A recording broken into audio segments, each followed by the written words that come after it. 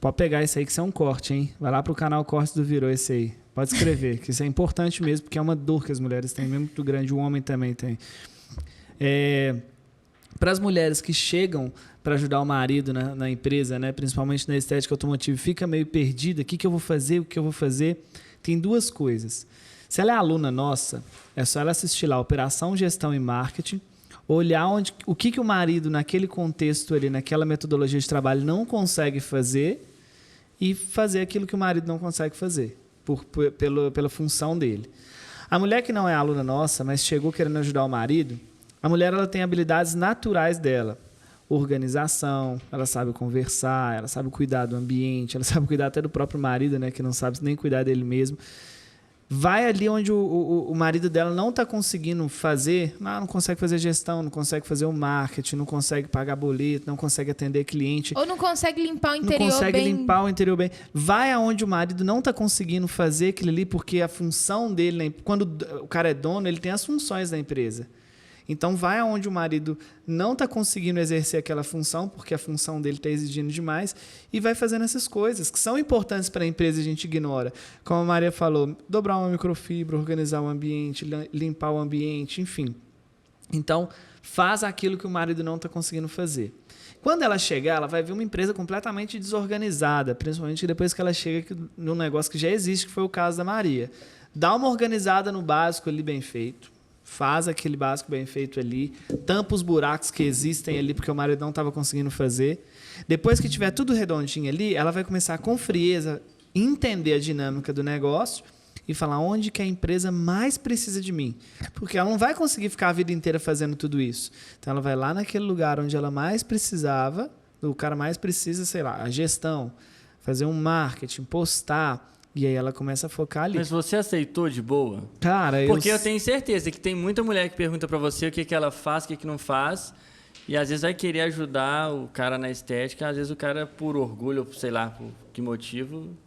Você aceitou de boa? Cara, o que a Maria levava lá como... Esse tipo de história realmente acontece. Vocês estão vendo aqui, né, olhando tanto de longe. Se vocês quiserem alguma coisa pra pegar, viu, gente? Fica à vontade, mano. Sua fama de quem come muito... De quem come, tá sendo fortalecida. Exatamente, a imagem... Sei. Nossa, gente, eu tenho o filme queimado. Mas acontece e a gente vê muito, né? Eu participo de um grupo de mulheres, a gente teve o podcast com a Sandra... e tem muita mulher que, assim, às vezes o cara até aceita a ajuda, mas o cara não aceita que a mulher apareça, que mostre que a mulher está fazendo serviço também. Então, rola isso, rola esse... A gente vê caso do cara que quer forçar a mulher a fazer uma coisa, tipo, não, você tem que fazer isso. Só que às vezes a mulher tem uma habilidade sinistra para uma outra coisa. Não, você tem que vir cá me ajudar a polir o carro, lavar o carro, irmão. A mulher tem uma habilidade gigantesca para organizar número, para olhar, para analisar. Que é tão importante quanto polir o carro. Se o cara não tiver uma cabeça boa, porque o cara ele é muito responsável por guiar a mulher. Essa é a função do homem num relacionamento, dar uma guiada na mulher. E a mulher também, né? Dar uma guiada no homem. Mas se o cara não tiver a cabeça boa, ele ferra ele mesmo, ferra a empresa e ainda ferra a mulher. Tira a mulher de uma coisa que ela é boa para fazer. Então, tem que existir essa sensibilidade. Mesmo que eu queira que a Maria fique polindo o carro, isso é onde a empresa mais precisa dela. A empresa vai crescer muito se ela estiver aqui nessa área. Ou não? Não tá. Por mais que eu queira ela polir, então tem que deixar ele para outra área, né? E foi muito assim que rolou. A Maria chegou e passando massa de polir, ia limpando um negocinho aqui, limpando um negocinho ali, até que o negócio começou a exigir mais essa parte de gestão e tal. Aos poucos, naturalmente, eu fui sentindo a necessidade, mano, não tem uma organização, a gente não sabe cobrar direito. E aí eu fui assumindo essas áreas. E, lógico, não fui assumindo sabendo fazer tudo certo, né? Mas fui assumindo ali e dando a cara a tapa. Às vezes atendia cliente, tentava mexer nos preços. O Igor, na época, tinha muita dificuldade de cobrar um preço justo do serviço, né? Então, ele já atendia o cliente dando desconto. Eu já era boa para poder fazer isso. Então, eu comecei a atender os clientes. Eu comecei a pegar e passar o preço e tudo. E isso foi ajudando a empresa no geral. Então, o cliente chegava e ia fazer um orçamento com o Igor, aí o Igor falava assim, ó, não, quem faz o orçamento é a Maria. Ela ela é difícil já de negociar, que não sei. Então, o Igor já passava para o cliente já vinha, nossa, a Maria é a pessoa dos números, é brava e tal, que não sei o quê. E aí eu negociava com o cliente. Então, muitas vezes o cliente já não ficava naquela choração de preço tão grande, igual quando o Igor estava atendendo, sabe? Mas foi um processo isso aí, né? É. Mas você falou algo interessante, é que você falou que morava longe e você nova pra caramba, morava longe e parece que não tinha o apoio. Você falou alguma coisa assim ou eu viajei? Não, mas Não, isso aí é real. Eu não podia, porque meus pais não deixavam eu ir para a loja para poder ajudar o Igor, né? Na época eu tinha 16 anos, então estava ali no foco, não, tem que estudar, que não sei o quê e tudo. Nesse meio tempo, eu morava na casa do meu pai, a vida inteira eu morei com a minha mãe, meus pais são separados. Aí, antes de começar a namorar com o Igor, pouco tempo antes, eu saí da casa da minha mãe e fui morar com meu pai, desentendimento mesmo, e aí fiquei um tempo morando na casa do meu pai, depois voltei a morar na casa da minha mãe. A casa da minha mãe era ainda mais longe do que a casa do meu pai. Era tipo numa cidade vizinha, de BH. E aí eu estava estudando, e quando eu morei com a minha mãe, era muito complicado, porque minha mãe não deixava eu trabalhar em lugar nenhum que não fosse a cidade que a gente morava, que era Esmeraldas, mas a cidade muito pequena. Então, eu tive várias oportunidades, não só de trabalhar com o Igor, mas oportunidade de trabalhar dentro de faculdade, oportunidade de trabalhar... igual eu fazia aula de circo, né? De trabalhar dando aula de circo, ganhando muito bem, porque, querendo ou não, às vezes a gente não dá nada por isso, mas é uma profissão que não tem muito profissional e é uma parada que, se a pessoa for boa, tiver contato, é bem remunerado. Então, eu ganharia ali trabalhando 2, 3 vezes na semana, um salário que eu não conseguiria tirar na minha idade, naquela época, trabalhando o mês inteiro em qualquer lugar. Mas eu nunca podia. Então, não era só uma questão de trabalhar com o Igor em específico. Eu acho que o maior receio da minha mãe era deixar eu vir para BH, entendeu? Porque aí o medo dela era eu estar em BH e, em vez de estudar, trabalhar, fazer as coisas, eu ficar agarrada no Igor. Eu acho que o medo dela era esse, né? Eu acho que rolava muito isso mesmo, assim. E, assim, eu até entendo o lado dos pais da Maria, né? Porque... a Maria tinha 16, eu tinha 26. Para quem não sabe, eu fiz um investimento a longo prazo. Não, mas a diferença de idade tinha 26. É grande. Essa diferença foi muito importante também, né? Porque o homem ele demora mais a amadurecer. Então, esses 10 anos de diferença fez eu ter a mesma maturidade da Maria. Será? Não, Será? mentira, ela tinha um pouquinho mais. E aí, o que rola? Eu já tinha 26, eu tinha uma filha, né, mano? Eu lavava carro na rua ainda. Então, para um pai, para uma mãe, pelo estereótipo da situação ali, não é o que espera para uma filha. Então, eu entendo super assim. Tanto que quando eu conversei com o pai dela, eu falei, eu queria falar que eu e a Maria, a gente tá se gostando. Na verdade, ela me cantou e aí eu... Gente, sempre tem que fazer uma palhaçada, né? né? Aí eu fui conversar com o pai dela falou um negócio muito da hora. O pai dela sempre me tratou muito bem. O pai dela falou assim, olha, não queria que ela namorasse agora, assim, não. Acho que não tá no momento. Mas eu prefiro que ela namore com você, que tem 26 anos, do que com um moleque de 16, da idade dela. O moleque de 16, nem ele sabe o que é pra vida dele ainda. Então, ele não sabe quanto menos que vai querer pra vida da minha filha.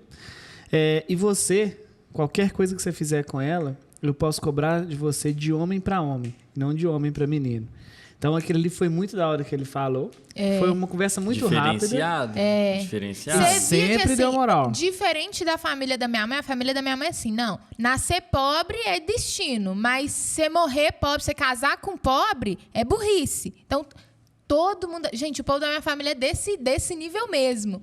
Então, o povo ficava, não, Maria, porque você precisa arrumar uma coisa melhor para você, que não sei o quê. Então, a vida inteira... Desde que eu comecei a namorar com o Igor, eu escutei isso. Hoje, ninguém fala nada, né? Hoje, todo mundo, nossa, sempre acreditei. Mentira, nunca acreditou, não.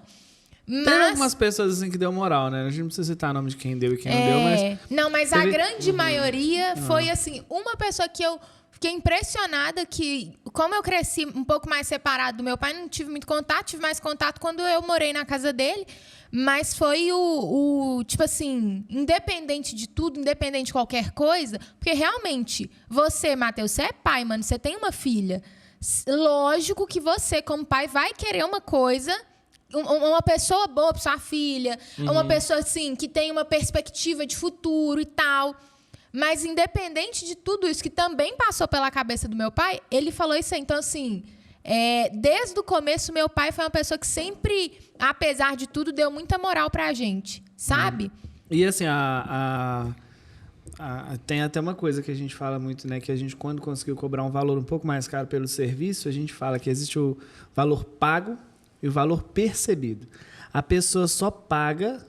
Quer ver o que vai falar? Pelo que ela percebe de valor. E a imagem da empresa, o cara chega no Espaço Al Rabone hoje, ele não conhece o Espaço Al Rabone. Ele chega lá, ele nem sabe que ele lava carro, porque o espaço não tem nada a ver com uma lavagem de carro. Mas quando ele descobre, ele já sabe que ele não vai deixar menos de R$200 para lavar um carro ali. Porque ele já percebeu, sem ninguém falar nada, ele já percebeu que aquilo ali vale mais. Em contrapartida, quando eu lavava carro na rua, o cara falava, não, a lavagem que deve ser 7 conto.